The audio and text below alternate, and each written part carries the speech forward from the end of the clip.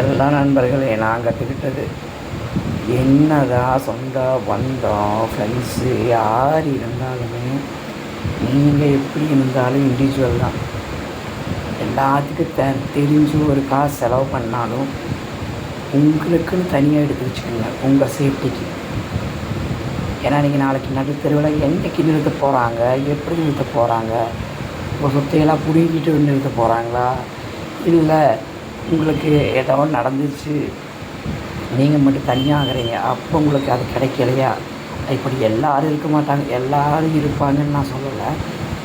But நான் சொல்கிறேன், உங்களுக்கு எவ்வளோ சேர்த்து வைக்க முடியுமோ அந்த அளவுக்கு ஒரு சிம்பிள் ஒரு பேங்க்கில் போட்டு வச்சுட்டு அதை ஒரு சஸ்பென்ஸ் அக்கௌண்ட்டாகவே வச்சுக்கோங்க.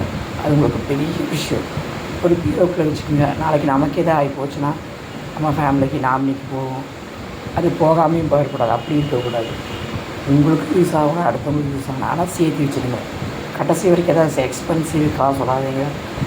உயிர் போகிற அளவுக்கு எதாவது இருக்கா அப்போ பண்ணிட்டு செலவு பண்ணுங்க. இல்லாட்டி நீங்கள் இழிச்ச வாயம்தான்.